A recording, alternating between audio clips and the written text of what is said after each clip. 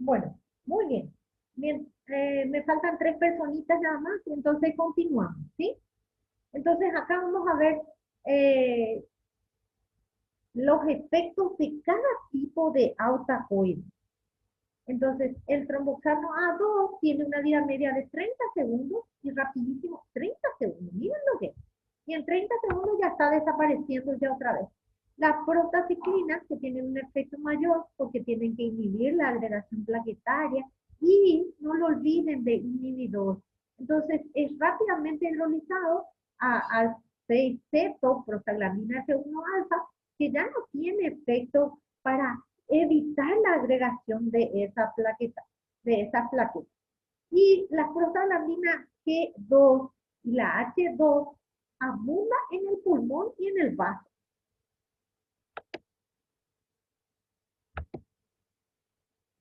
Bueno, muy bien. Esto es para ver otra vez. En el caso de las lipoxigenasas, tenemos la 5 y la 12. Ya sabemos la 5 es muy importante.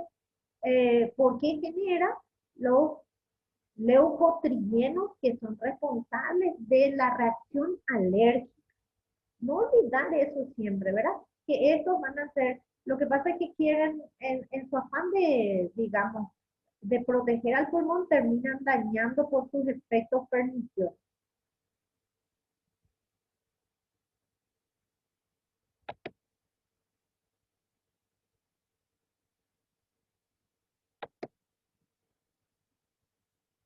Bueno, muy bien.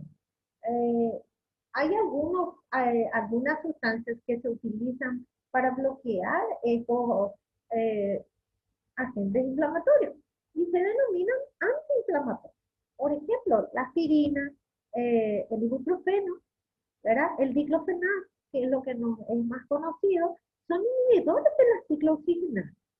Pero hay un corticoide extremadamente poderoso, que fue el primer corticoide de origen sintético que fue utilizado, y bueno, miren, gracias a este fármaco, que es la dexametasona, que es el que bloquea a la ciclooxigenasa de tipo 2, que era la exclusivamente inflamatoria.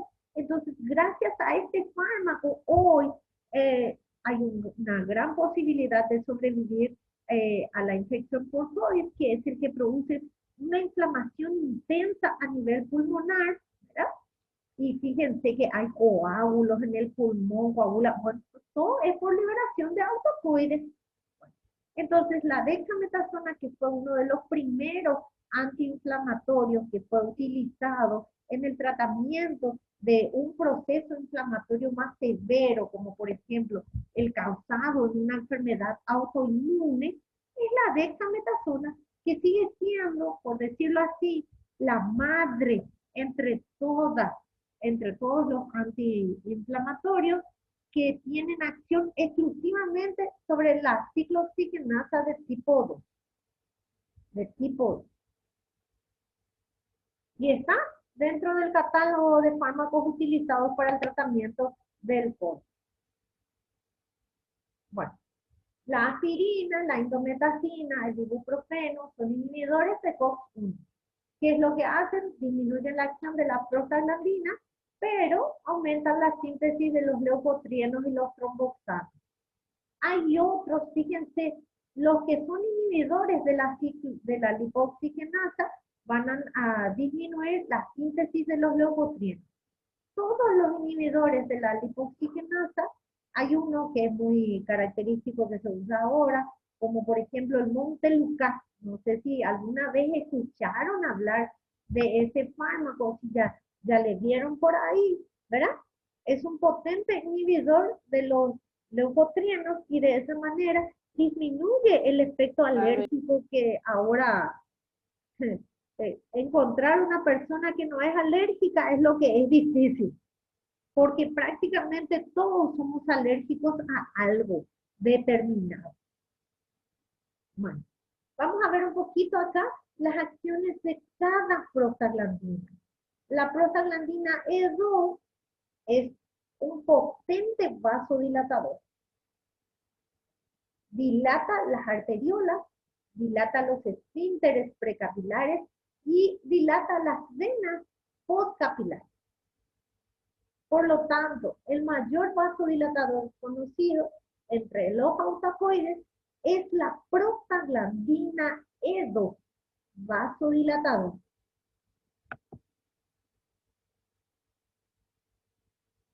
La prostaglandina A2 disminuye la presión arterial, aumenta el flujo sanguíneo a todos los órganos, principalmente al corazón, al mesenterio, al riñón.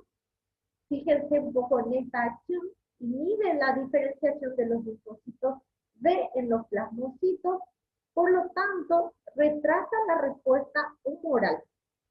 Acá quiero quedarme. ¿Qué significa eso? Que si nosotros usamos dexametasona como tratamiento en enfermedades autoinmunes, el uso de la dexametasona por disminución, ¿verdad? En la síntesis de la prostaglandina E2 podemos tener una disminución de la respuesta humoral. Relaja músculos de los bronquios y de las tráqueas. En las embarazadas incrementa el tono, es un abortivo, ¿no? La prostaglandina E2 se utiliza, anteriormente era utilizado como antiespasmódico del estómago, pero ¿qué sucedió? ¿Verdad? Terminó utilizándose como abortivo. ¿Conocen el famoso Cytotec, el que usan las mujeres para abortar? Y bueno, el Cytotec no es ni más ni menos que un análogo de PGE2, estimula la secreción de PGE2. ¿Y qué hace PGE2? Relaja el cuello del útero, estimula la contracción del útero, por lo tanto produce un aborto. En las mujeres no embarazadas es un relajante de la tira del útero en la mitad del ciclo menstrual. Contrae el músculo longitudinal del estómago, es responsable de los cólicos, tanto estomacales como intestinales, cuando hay una diarrea, y no se imaginan el dolor que puede llegar a producir estos cólicos intestinales cuando hay una intoxicación bacteriana, por ejemplo. Es un inhibidor de la secreción del ácido en el estómago, puede utilizarse como en el tratamiento de la gastritis, inhibe la reabsorción de agua producida por la hormona antidiurética, retiene el líquido, pero produce... Disculpen la expresión. Esta gente, claro, me están por matar. Produce fiebre y dolor, y en altas concentraciones es capaz de inhibir la acción de la ACTH, de la hormona de crecimiento, de la prolactina y de las gonadotrofinas. PGE2 es un vasodilatador principalmente a nivel intestinal, a nivel del corazón y a nivel renal, pero es bronquioconstrictor a nivel pulmonar. Es responsable de estimular la secreción de la renina.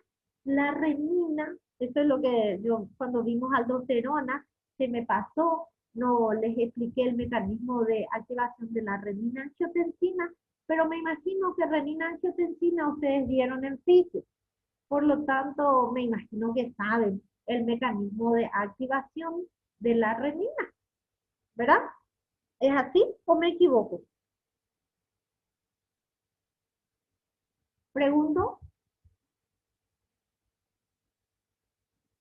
¿Conocen el mecanismo de activación de la renina-angiotensina?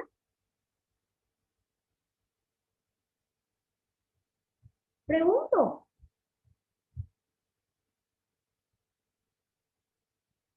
¿Me pueden contestar? ¿Cómo era, profe? ¿Eh? ¿Cómo era? Anaí, ¿vieron el mecanismo de activación de la renina-angiotensina? ¿No? No recuerdo yo, profe. No recuerdan. No. A ver, escuchen un poco a ver si les parece conocido. Cuando, Bueno, profe. bueno, cuando baja la presión arterial, ojo, cuando baja la presión arterial, la pared de los vasos sanguíneos hay unos sensores de esa presión, del descenso de la presión. Entonces, esos vasoreceptores se encuentran en los capilares del riñón. El riñón detecta que bajó la presión arterial. Entonces, ¿qué hace el riñón? Libera renina. La renina es una enzima. En la sangre, en nuestra sangre, hay un fimógeno que se llama angiotensinógeno. ¿Qué hace la renina? La renina le porta hidrólisis de un pequeño péptido al angiotensinógeno y el angiotensinógeno se convierte en angiotensina 1. En la pared del vaso sanguíneo hay una enzima que se llama ECA, enzima convertidora de angiotensina. ¿Qué hace ECA? Convierte angiotensina 1 en angiotensina 2, hidrólisis de un pequeño péptido. La angiotensina 2 tiene receptores en la glándula suprarrenal y la glándula suprarrenal libera aldosterona. ¿Qué hace la aldosterona? La aldosterona tiene receptores en los túbulos contorneados distales y colectores. ¿Y qué hace allí? Activa la bomba sodio-potasio ATPasa. Entra sodio, entra cloro, entra agua y se eleva la presión arterial. ¿Le era conocido este mecanismo? Sí, profe, dimos en... Fisio. Sí. Así, bueno, espectacular.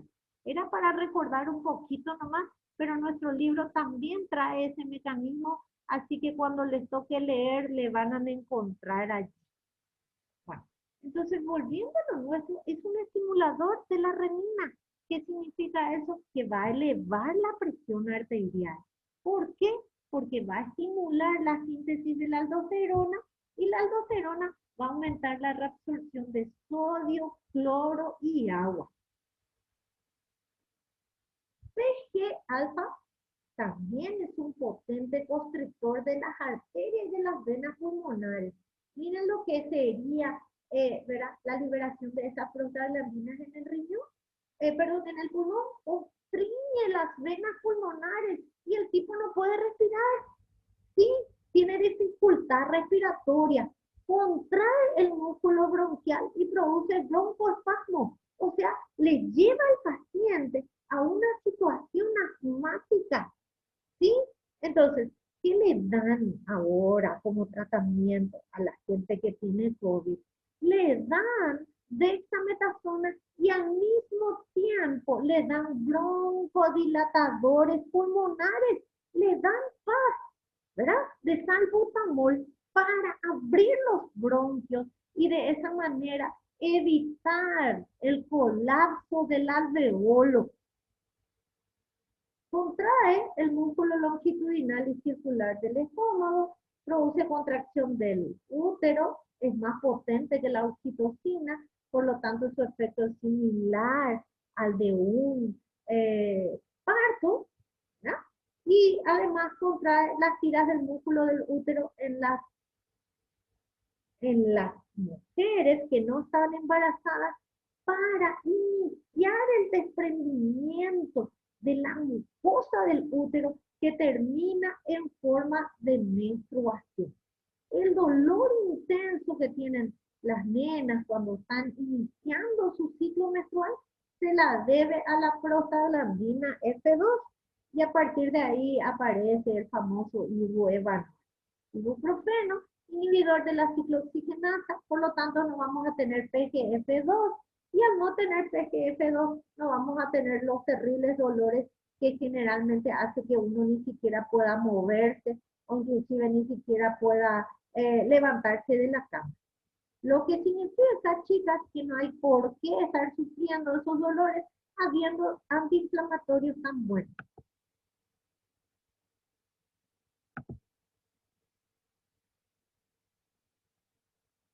Bueno, PGI, acuérdense, dijimos I inhibidor, produce prostaciclina.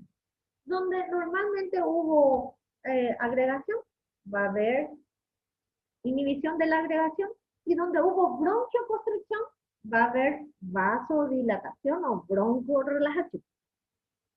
Por lo tanto, la prostaciclina tiene un efecto inverso a las prostaglandinas D, F y a la E2.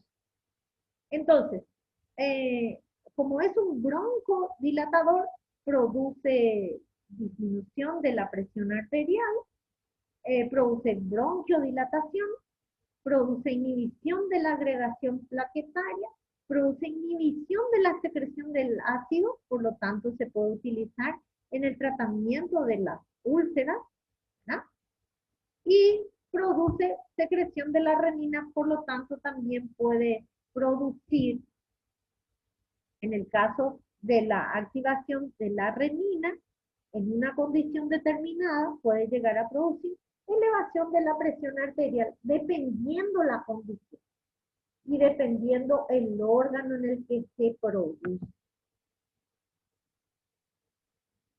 Bueno, el tromboxano A2, trombo, acuérdense de trombo, produce coágulos, la síntesis de la tromboxano sintasa va a abundar, ¿verdad?, en las plaquetas, aumentando la agregación plaquetaria, va a producir bronquioconstricción, vasoconstricción. Fíjense que eso es muy importante para evitar la pérdida excesiva de sangre cuando un vaso sanguíneo, por ejemplo, está lesionado. Y a nivel del músculo liso del útero es también un agente que contrae la musculatura lisa. A nivel renal, disminuye el flujo sanguíneo renal, por lo tanto disminuye el flujo, el filtrado glomerular.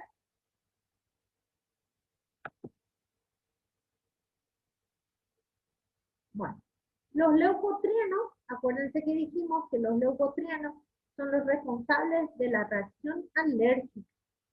Leucotrienos C, D y E. Fácil de recordarse, C, D y E. Se utilizan las letras del abecedario. Tienen una acción más intensa que la histamina. La histamina es producida por unas células especializadas que se llaman células cebadas, alias basófilos. Las células cebadas estimulan la secreción de la histamina y son responsables de los cuadros clínicos que se observan en una reacción alérgica. Que estornudes como loco, que te chorree la nariz, que te pique el ojo, que te chorree el ojo, ¿verdad? De que aparezcan erupciones en la piel. Bueno, pues fíjense que los leucotrienos tienen una acción mucho más poderosa aún que la histamina. Es estimulante de la secreción del moco, de la secreción acuosa de la nariz, es responsable de que toda la fosa nasal esté edemacizada, de que la adenoide esté enorme y tape la nariz, y en las noches no puedas respirar. Bueno, muy bien. Los tres leucotrienos son denominados sustancias de reacción lenta a la anafilaxia. Bueno, va y copia, profesora. ¿Qué es la anafilaxia? Y atiendan eso que es muy importante. La anafilaxia es la capacidad que tiene un organismo de responder de forma relativamente exagerada frente a un alergeno. La anafilaxia se hereda. ¿Qué significa eso? Que si tu papá es alérgico, vos vas a ser alérgico. Que si tu abuelo era alérgico, vos vas a ser 2 veces más alérgico. ¿Por qué? Porque vas a sumar la alergia del abuelo más la alergia del papá. Por lo tanto, la anafilaxia va a ser mucho más intensa en el nieto. El abuelo le picaba la nariz, al papá ya estornuda, ya tiene secreción nasal y al nieto ya se llena de lesiones por la piel, además de que estornuda y le chorrea la nariz.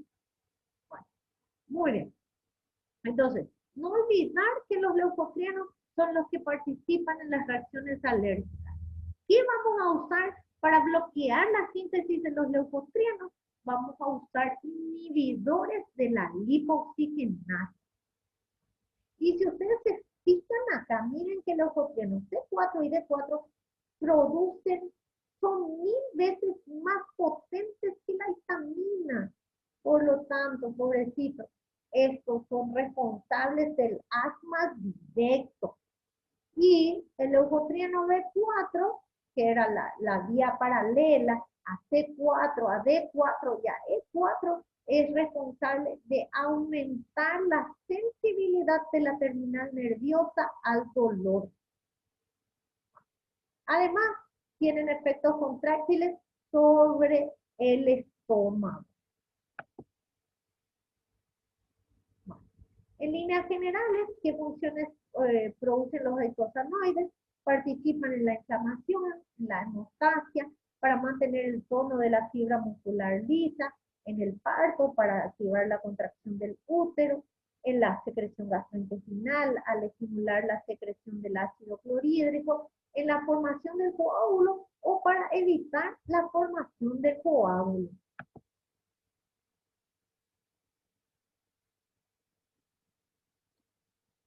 La síntesis de los eicosanoides va a depender muchísimo de la disponibilidad de sustratos. Y acá entramos otra vez en eso de que omega 6 es inflamatorio.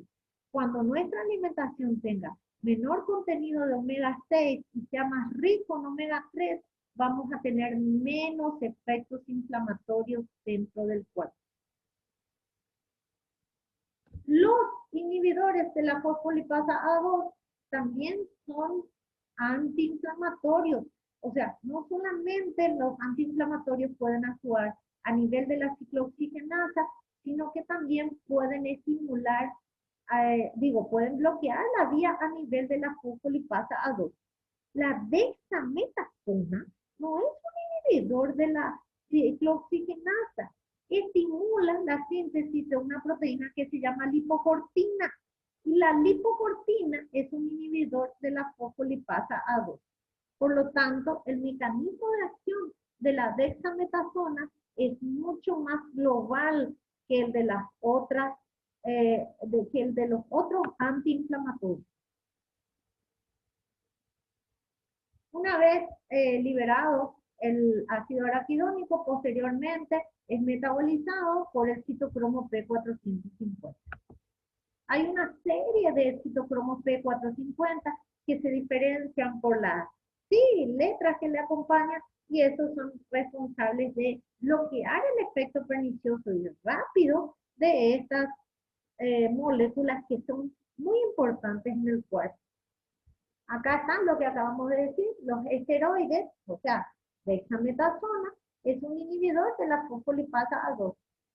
El ácido acetilsalicílico, la aspirina, ¿verdad? El ibuprofeno, el diclofenac, la endometacina, son inhibidores de la ciclooxigenasa. Y el montelukast, que es un fármaco muy utilizado para el tratamiento de la alergia o del asma, es un inhibidor de la 5-lipoxigenasa. Esto para ver un poquito en líneas generales, ya sabemos, tromboxano, agregación plaquetaria y broncoconstricción, ¿verdad? Prostaglandina E2 y D2 son estimulantes de la permeabilidad vascular, son vasodilatadores, al igual que dependiendo del órgano determinado, la prostaciclina es un inhibidor de la agregación, y en el caso de los pulmones producen inhibición de producen vasoconstricción en lugar de vasodilatación, que esto es propio principalmente de la mucosa gastrointestinal. Entonces, las acciones son contrarias dependiendo del órgano. Ojo con eso, que no es una acción general. Y ya sabemos que los leucotrienos producen broncoespasmo, producen formación de moco, producen constricción del alveolo, producen colapso del alveolo y son denominados reacción de la lenta a la anafilaxis. Las lipoxinas son inhibidores de los procesos inflamatorios y generalmente hay lipoxina en condiciones normales para evitar la activación de los procesos inflamatorios en forma natural. Los hidroperoxis, ¿verdad? Tienen también acción, pero no son tan importantes desde el punto de vista biológico como las acciones mediadas por la ciclooxigenasa y por la lipoxigenasa.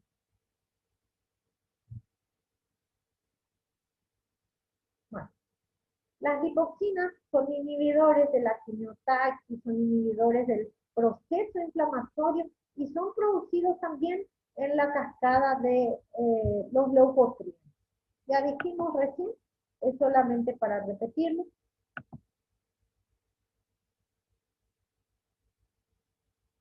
La función principal es bloquear el reclutamiento de los leucocitos.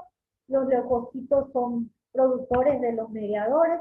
Los mediadores son responsables de activar la cascada del ácido araquidónico, además de evitar la quimiotaxis, el reclutamiento, la quimiotaxis, evita que el neutrófilo se adhiera al endotelio para producir extravasación del neutrófilo hacia el sitio de la lesión. Bueno, esto es, miren, algunos, o sea, la acción es tan general que si vamos a ver la acción en cada órgano, sería un capítulo especial. Pero ese capítulo especial está como mediador inflamatorio dentro de inmunología. Miren que acá hay algo muy importante. Los eosinófilos producen leucotrienos. Entonces, cuando hay una reacción alérgica, hay un aumento de eosinófilos en sangre periférica. Cuando ustedes hagan un hemograma y encuentren elevado eosinófilos, existen dos probabilidades. Las más simples a simple vista, por decirlo así, que es la parasitosis o bien una reacción alérgica. Los alérgicos tenemos elevados nuestros eosinófilos.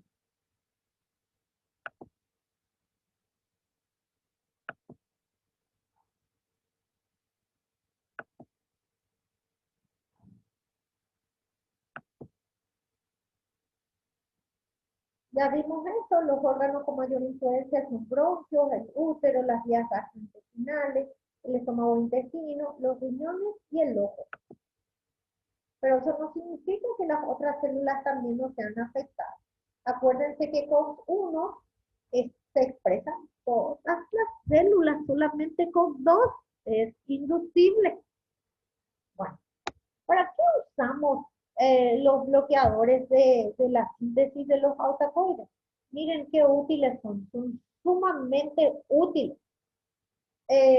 Para hacer aborto terapéutico, que finalmente terminó siendo utilizado, ya te dije hace rato, lo del Cytotec, que terminó siendo utilizado, una pastillita, colocan en el cuello del útero y produce dilatación del cuello del útero. Y pobrecito el bebé cae, porque bueno, la cavidad que tendría que protegerle ahora le desprotege, el útero se contrae y como consecuencia de eso ocurre el aborto. Pero el Cytotec tiene utilización legal en aborto terapéutico. Por ejemplo, cuando el bebé tiene anencefalia, no desarrolló el cerebro, o en todo caso, por ejemplo, cuando hubo una violación.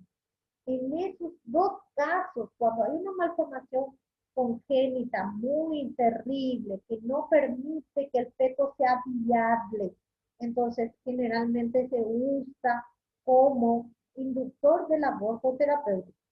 Y eso es lo que les decía hace rato. El Cytotec se usó como inhibidor de la secreción gástrica, como un antiácido, pero después, como tenía estos efectos, terminó siendo utilizado como abortivo. Se utiliza también dentro de los líquidos de transfusión sanguínea, porque evitan la agregación de las plaquetas y normalmente son útiles, tan útiles como el anticoagulante natural, que es la heparina. Y miren, el Viagra, ¿verdad? Y otros componentes pueden ser potenciados agregándole prostaglandina E1, que lo que produce es vasodilatación. La vasodilatación produce un aumento de la perfusión sanguínea local y eso conduce a la erección. Pero en este caso, la inyección se hace directamente de forma intracavernosa, o sea, en los cuerpos cavernosos del pecho. Muy bien. Esto era lo que nos faltaba para terminar lípidos. Por lo tanto, esto es lo que corresponde a autacoides o eicosanoides o prostaglandinas o derivados o agentes inflamatorios por excelencia. Siempre que haya un proceso inflamatorio, siempre vamos a tener prostaglandinas. Pero las prostaglandinas son responsables de los síntomas clínicos del dolor. Ojo, de los síntomas clínicos del dolor. O sea, de la fiebre, del edema, del enrojecimiento y de todo lo que implica el proceso inflamatorio, que es la quimiotaxis de los neutrófilos hacia el lugar, de la vasodilatación en primer lugar y posteriormente seguida de una vasoconstricción, de la agregación plaquetaria y de la reparación del tejido. Por lo tanto, además de tener un efecto benéfico, la hipersecreción tiene un efecto pernicioso. Son moléculas de doble filo. Ojo, pueden ser tan benéficos como pueden ser tan tóxicos hasta generar, ¿verdad? Una destrucción de un órgano tan importante como es, por ejemplo, la válvula cardíaca, o como por ejemplo una articulación determinada, o como por ejemplo la membrana del glomérulo renal. Las enfermedades autoinmunes son responsables de la secreción de gran cantidad de prostaglandinas y por ende son responsables de los daños que se acompañan en las enfermedades autoinmunes. ¿Ok? Muy bien. ¿Tienen preguntas, chicos? ¿Tienen preguntas? De mi parte no, profe. ¿Quedó bien claro la acción de cada uno? Recordar que prostaglandina inflamatorio, prostaciclina inhibitoria, tromboxano coagulación y leucotrienos alerta. Y allí ya está todo. Diferenciar un poquito qué hace ECO, qué hace E2, qué hace D2, qué hace I2. Todos son dos en la serie de la prostaglandina. Y en la serie de los leucotrienos son todos cuatro. La diferencia es que los leucotrienos, los cuatro tienen la misma acción y son todos sumamente potentes, inclusive 1000 veces más potentes que la histamina. ¿Ok? Bueno, profe. Entonces, si pregunto, ¿no hay más preguntas?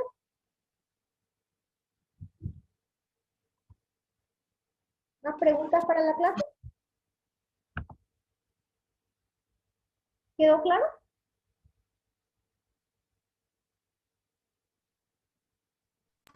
Sí, profe. Entonces, la próxima clase, Dios mediante, ya empezamos prácticamente nuestro último capítulo, que sería proteína. Nos vemos entonces la próxima clase, Dios mediante. Dale, profe. Gracias. Que pasen linda semana. Y empiecen a Gracias. mandar a estudiar para que no se desesperen en diciembre. ¿Ok? Ok. Profe, igualmente para vos. Profe, Gracias. igualmente. Chaucito. Chao.